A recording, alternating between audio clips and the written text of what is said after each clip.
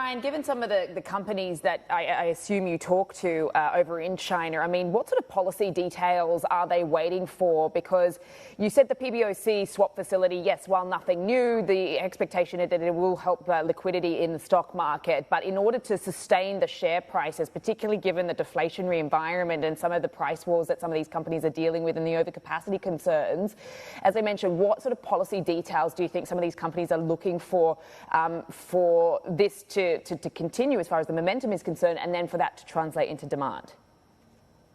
Yeah, you know, the interesting thing is there are a lot of people looking for a large fiscal expenditure, but there's no consensus on what they would even spend the money on. So, you know, I think a return to really aggressive infrastructure spending is probably not on the cards. Everybody knows that's a bad idea. Of course, in the corporate sector, everybody would like to see the government stimulate their customers with, you know, some kind of consumption-based stimulus.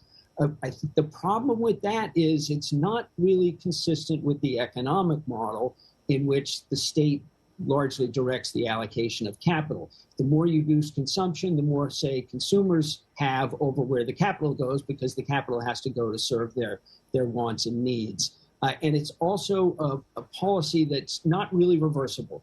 Once they go down that path, it will just have to be more and more to keep things sustained. And it does set Xi Jinping on a path towards a different economic model. I don't think he's going to want to take the first steps towards that. So that's what everyone would like to see. I do think it's unlikely. Yeah, the folks over at Macquarie saying when policymakers decide to go level 3, they don't announce a number. Instead, they just keep doing it until it works. That seems to be the thinking here. But I do want to get your take from sitting stateside. How are you looking at, companies like Tesla? Obviously, we're going to be talking about this throughout the rest of the program. Baidu, for instance, and then also, your Apples versus Huawei's. How are you assessing that competition, this market share, and how these companies are doing in this market, given, of course, everything from the macro perspective and then the geopolitics? Right. I think I saw today BMW sales were down 30% in the third quarter. And I don't think anything that we're talking about in terms of this domestic stimulus is going to change that story at all. Because, again, all of these messages that we've gotten from the various policy bodies have stressed that the high-quality development continues to be the strategic objective, and that is homegrown technology. And, I think it plays into the bigger Xi Jinping strategy, which is economic self-sufficiency and continuing to push China in a direction where it can become robust to decoupling, because the big geopolitical game is whichever side is most robust to a decoupling can then threaten a decoupling and is in control of the relationship. I think Xi Jinping rightfully sees things from that perspective, and everything he's done in the last 5 years plus can be understood in that framework.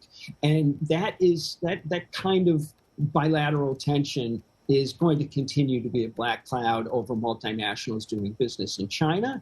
And I think, again, there's nothing in this stimulus that's going to do anything other than sort of stop the economic bleeding for a period of months or a couple of quarters. But again, with a currency pegged to a dollar that's relatively strong, I believe it's going to be impossible for China to escape debt deflation in a meaningful way. So you're going to continue to see a drag on sales on the part of multinationals doing business in China. Got it.